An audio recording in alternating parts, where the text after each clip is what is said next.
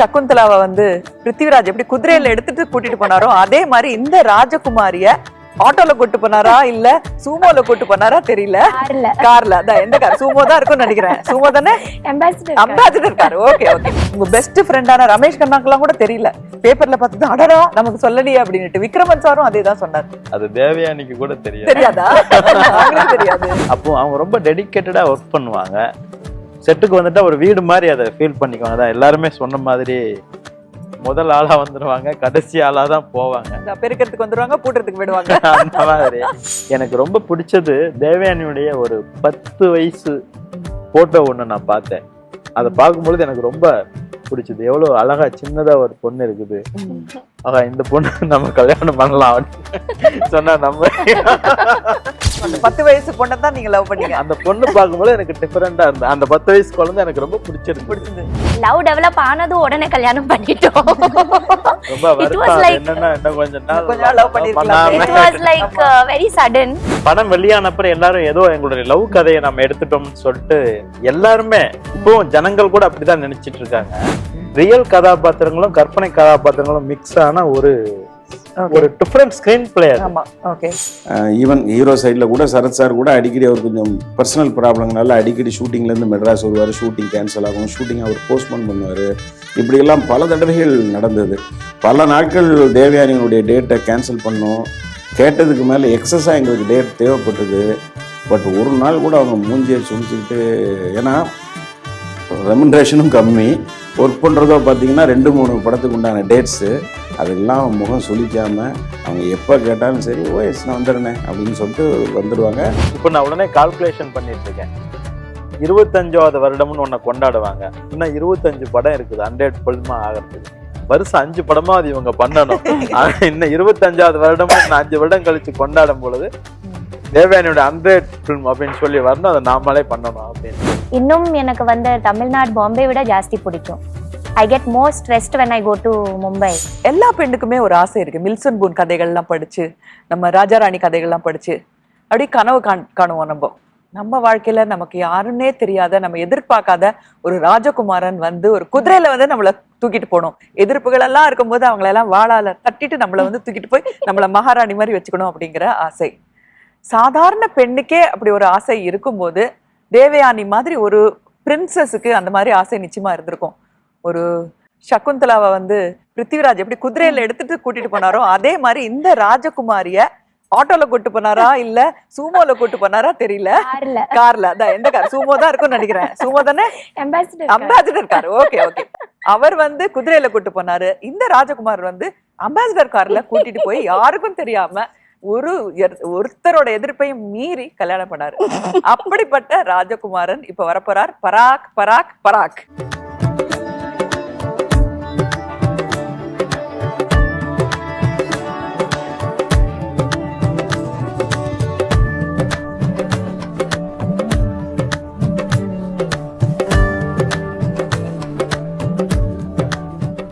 ராஜமார்த்தாண்ட ராஜ கம்பீர நம்ம தேவயானியை அம்பாசிடர் காரில் தூக்கி சென்ற ராஜகுமாரன் பராக் பராக் பராக். சோ எல்லா பெண்ணுக்கும் இருக்கிற அந்த ட்ரீம் வந்து நீங்க நிஜமாவே ரொம்ப டிராமாட்டிக்கா ஒரு சினிமா மாதிரியே பண்ணீங்க அவங்கள கல்யாணம் பண்ணது. சோ அந்த டிராமாட்டிக்கான ஒரு அந்த திருப்பத்துக்கு என்ன காரணம்? அது உங்க பெஸ்ட் ஃப்ரெண்டான ரமேஷ் கண்ணாக்கெல்லாம் கூட தெரியல, பேப்பர்ல பார்த்து அடடா நமக்கு சொல்லலையே அப்படின்னுட்டு. விக்ரமன் சாரும் அதே தான் சொன்னார். சோ இப்படி ரகசியமான அந்த விஷயம் நான் சொல்றது கேட்டா நீங்க இன்னும் ஆச்சரியப்படுவீங்க. அது தேவயானிக்கு கூட தெரியாதா? தெரியாது. ஆமா, ஏன்னா திருப்பதியில கல்யாணம்னு எல்லாரும் அங்க சர்ச் பண்ணிட்டு இருந்தாங்களாம். நாங்க திருத்தணியில கல்யாணம் பண்ணோம். தேவயானிக்கு கூட தெரியாது அந்த வண்டி எங்க போகுது அப்படின்னு. கல்யாணம் பண்ண போறாங்க, அது தெரியுமா? அது தெரியும். நீங்க தான் மாப்பிள்ளை, அதுவும் தெரியும். தெரியும். ஆனா வண்டி எங்க போகுது, எங்க கல்யாணம் தெரியாது. அந்த மாதிரி முடிவு பண்ணீங்க? எப்போ அவங்கள பார்த்தோன்னே முடிவு பண்ணிட்டீங்களா இல்ல கொஞ்சம் கொஞ்சமா அதுக்கப்புறம் தான் முடிவு பண்ணீங்களா? அது கல்யாணமா? ஆமா. சூரியவம்சம் நான் அசிஸ்டன்ட் டைரக்டரா ஒர்க் பண்ணேன். அப்போல்லாம் ரொம்ப மரியாதை இருக்கும் அவங்க மேல. ரொம்ப நல்ல ஆர்டிஸ்ட், ரொம்ப தன்மையானவங்க. அது மாதிரி நான் ஒரு நல்ல முழுமையான ஒரு உறவு இயக்குனராக நான் இருந்தேன். எல்லா ஆர்டிஸ்டுங்களோடவும் எல்லா இது இருக்கும், ரொம்ப கேர் பண்ணுவோம். அது மாதிரி என்னுடைய படம் நீ வருவாயினாலே அவங்க தான் ஹீரோயின். அப்போ அவங்க ரொம்ப டெடிக்கேட்டடாக ஒர்க் பண்ணுவாங்க. செட்டுக்கு வந்துட்டா ஒரு வீடு மாதிரி அதை ஃபீல் பண்ணிக்குவாங்க. தான் எல்லாருமே சொன்ன மாதிரி முதல் ஆளா வந்துடுவாங்க, கடைசி ஆளா தான் போவாங்க. இந்த பெருக்கிறதுக்கு வந்துருவாங்க, பூட்டுறதுக்கு விடுவாங்க. அந்த மாதிரி. அதனால நம்மெல்லாம் அப்படி நல்லா பழகிட்டு இருக்கும் பொழுது அப்புறம் நெக்ஸ்ட் என்னுடைய படத்துலயும் அவங்க நடிச்சாங்க, விண்ணுக்கும் மண்ணுக்கும். இந்த கல்யாணம் காதல் அப்படிங்கிற இந்த விதையெல்லாம் எப்படி விழுந்தது அப்படின்னு நம்ம சொல்ல முடியாது. எங்கேயோ ஒரு இடத்துல அப்படி இருக்கும். நாகர்கோயில்ல ஒரு தேவதை வந்து விட்டால்னு ஒரு பாட்டு நாங்க எடுத்தோம். அதுதான் கடைசி ஷூட்டிங் அப்படிங்கிறது. ஷூட்டிங் முடிஞ்சிருச்சு 3 days. விண்ணுக்கும் மண்ணுக்கும் இல்ல, நீ வருவாய். நீ வருவாய். ஆமா, ஷூட்டிங் அவங்களுக்கு முடிஞ்சிருச்சு. நான் வேற ஏதோ 1-2 சின்னதா ஷார்ட்ஸ் நான் ஏதோ ரெடி பண்ணிட்டு இருக்கேன். இவங்களை வண்டிக்கு அனுப்பியாச்சு. ஆனா அவங்க வண்டிட்டு நின்றுட்டே இருக்காங்க, போகவே இல்லை. முடியலையா? போக முடியல. அவங்க போகல. நாங்க அப்புறம் வெறும் சாதாரண ஒரு ஆர்டிஸ்ட், ஒரு ஆர்டிஸ்ட்னா நம்மளுடைய முன்னாடி டைரக்டருடைய வெற்றி படத்தினுடைய ஹீரோயின் அந்த மரியாதையோட நின்றுட்டே இருக்காங்க. அப்புறமா நான் போனேன், என்ன ஆச்சும்மா போகலையா மேடம் என்ன அப்படின்னா, அப்படியே ஃபீல் பண்ணேன். ஏன்னா அவங்களுக்கு அந்த ஷூட்டிங் முடிஞ்சு போச்சு. இனிமே இந்த டீம் நாம எப்படி பார்க்க போறோம், எங்க பார்க்க போறோம். ஏன்னா ஒரு ஷூட்டிங் முடிஞ்சுட்டு அதுக்கப்புறம் மறுபடியும் சந்திக்கிறதுக்கு வாய்ப்புகளே இல்லை. அப்படி ஃபீல் பண்ணிட்டு இருந்தாங்க. அப்பதான் நான் சொன்னேன், மேடம் இன்னும் ஒரு 1/2 நாள் ஷூட்டிங் இருக்கு. அது அந்த ஒரு சலக்கு சரிகச்சால்னு ஒரு பிட்டு பாட்டு நம்ம ஜாயின் பண்ண வேண்டியதுக்கு, அது சென்னையில இருக்கும். நான் டேட்ஸ் வாங்கிட்டு நான் பண்றேன். அவங்களுக்கு ஒரே ஹாப்பி ஆயிட்டு அப்புறம் போனாங்க. அப்படி ஒரு எங்க அப்படின்னு சொல்ல முடியாது. எனக்கு ரொம்ப பிடிச்சது தேவயானியுடைய ஒரு 10 வயசு போட்டோ ஒண்ணு நான் பார்த்தேன். அதை பார்க்கும்பொழுது எனக்கு ரொம்ப பிடிச்சது. எவ்வளவு அழகா சின்னதா ஒரு பொண்ணு இருக்குது.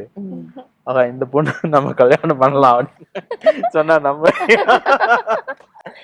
அவங்க ஒரு வெள்ளை புடவை கட்டிக்கிட்டு தேவதை மாதிரி கையில மல்லிகை போட வந்தாங்க.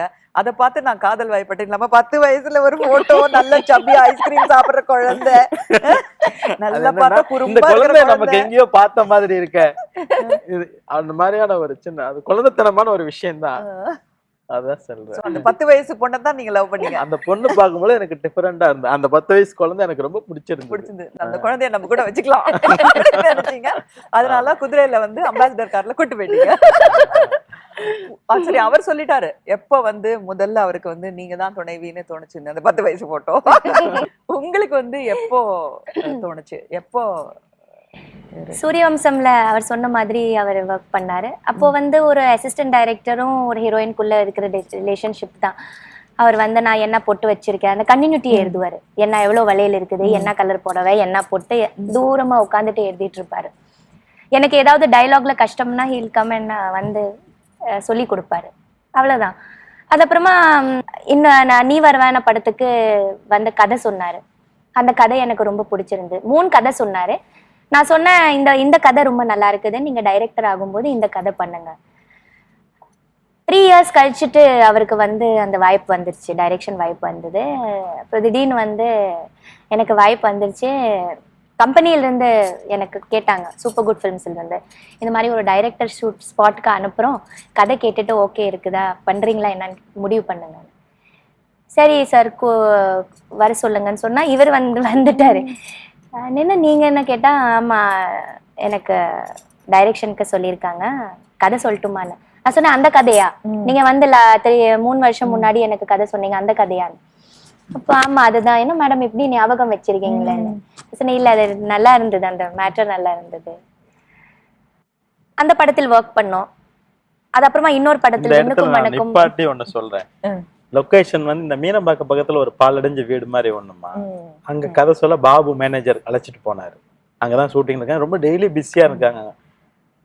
நான் கதை சொல்ல வந்திருக்கிறது யார், ராஜகுமார் ஒண்ணு அங்கிருந்து ஓடி வந்துட்டாங்க கேமரால இருந்து, ரொம்ப ஆர்வமா. ஆக அங்கிருந்தே ஓட்டம் ஸ்டார்ட் ஆயிடுச்சுங்க.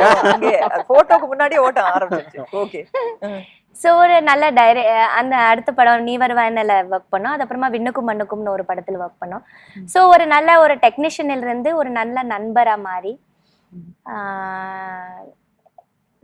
ஸ்லோலி அவர் பற்றி நல்லா தெரிஞ்சுட்டேன்.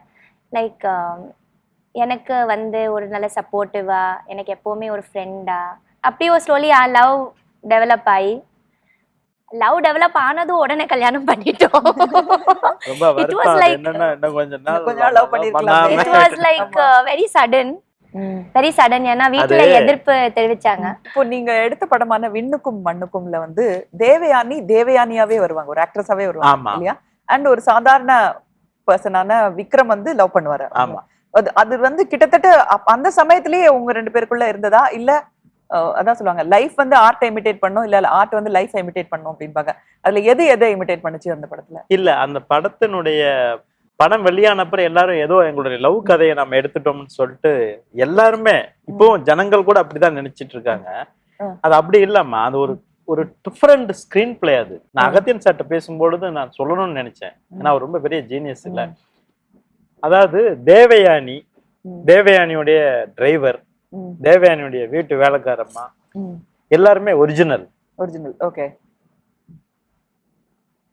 சக்திவேல் கவுண்டரோட தம்பி, அண்ணி, இப்படி ஒரு கற்பனை ஊர். நமக்கு சூரிய வம்சம்ங்கிற அந்த நாட்டாமைங்கிற அந்த படங்கள் மூலம் தெரிஞ்ச அந்த கவுண்டர் பரம்பரை, கற்பனை கவுண்டர் பரம்பரையும் ஒரிஜினல் தேவயானி அப்படிங்கிற ஒரு ஆர்டிஸ்ட் ஒரு பக்கம் பார்த்தா ரியல் ஸ்கிரீன் பிளே போகும்.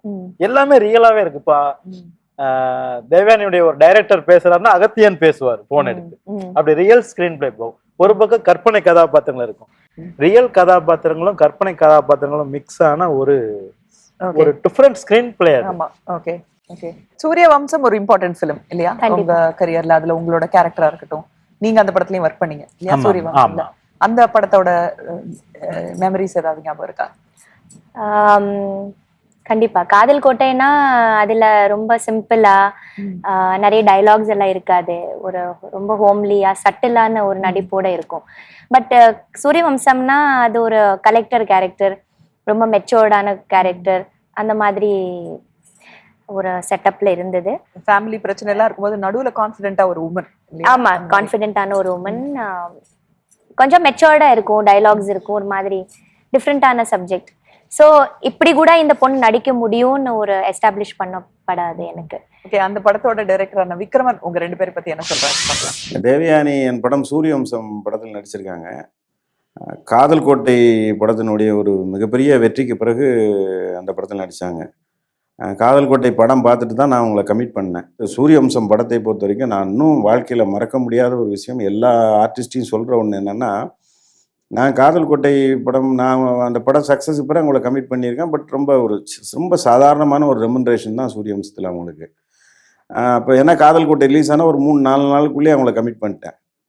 பட் நாங்கள் ஷூட்டிங் போகிறதுக்குள்ளே காதல் கோட்டை பெரிய ஒரு சென்சேஷனல் ஹிட்டாக ஓடிட்டுருக்கு படம். அவங்களுக்கு நிறைய படங்கள் கமிட்மெண்ட்டுகள் வந்துக்கிட்டே இருக்குது. இருந்தாலும் அவங்க சூரியவம்சம் நம்மக்கிட்ட டேட்டு கொடுத்துட்டோன்றக்கா அதை கரெக்டாக ஆனர் பண்ணி வந்துட்டுருக்காங்க, நடிச்சிட்ருக்காங்க.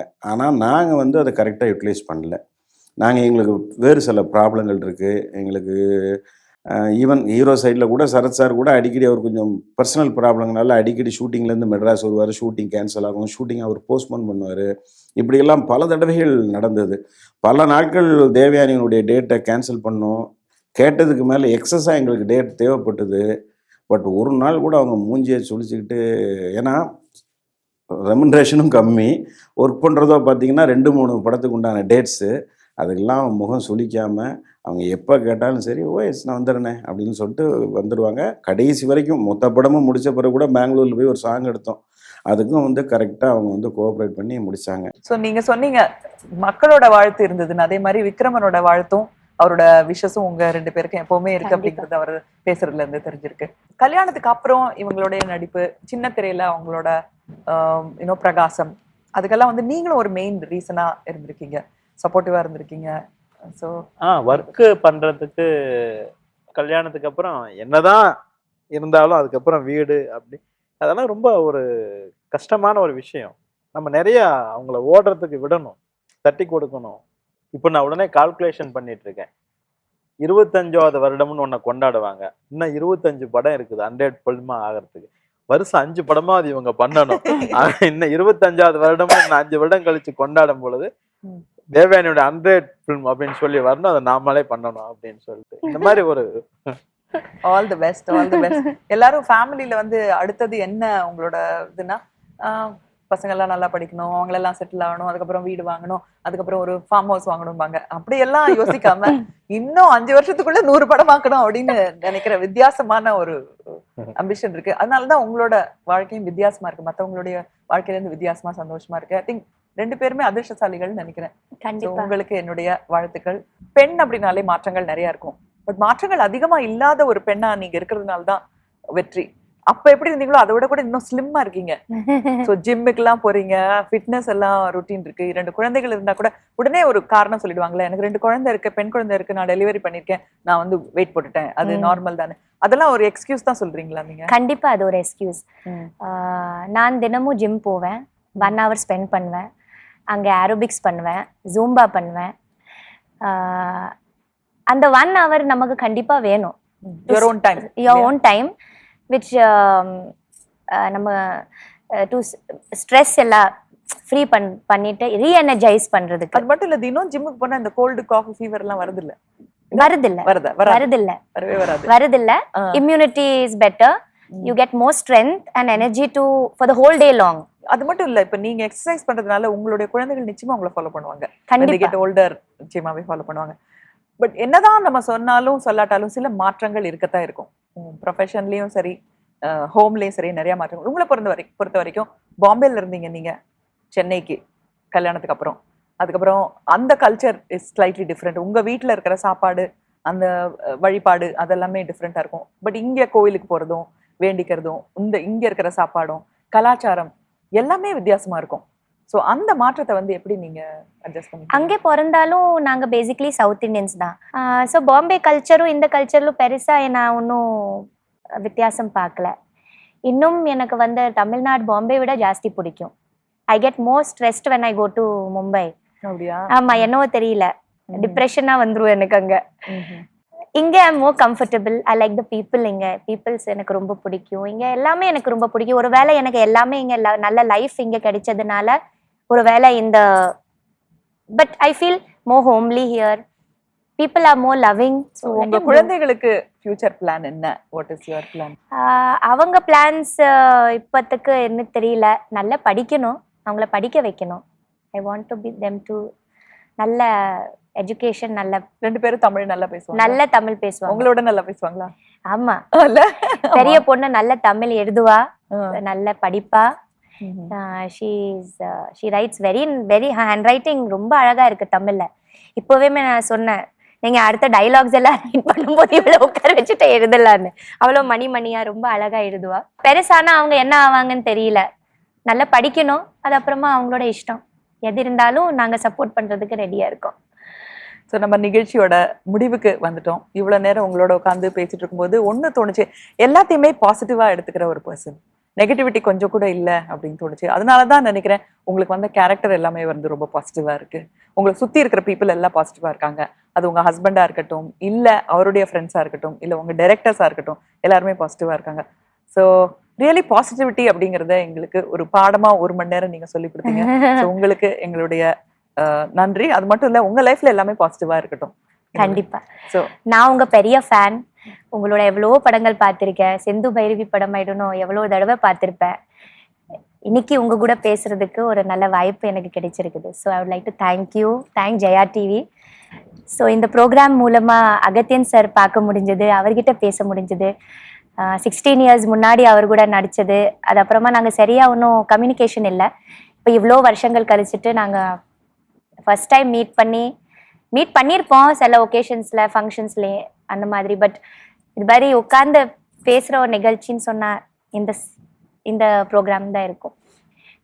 ரமேஷ் கரன் சார் பேச முடிஞ்சது, சிப்பி சார் பார்க்க முடிஞ்சது. So totally it was a very nice program. Thank you to Jaya TV. Thank you ma'am.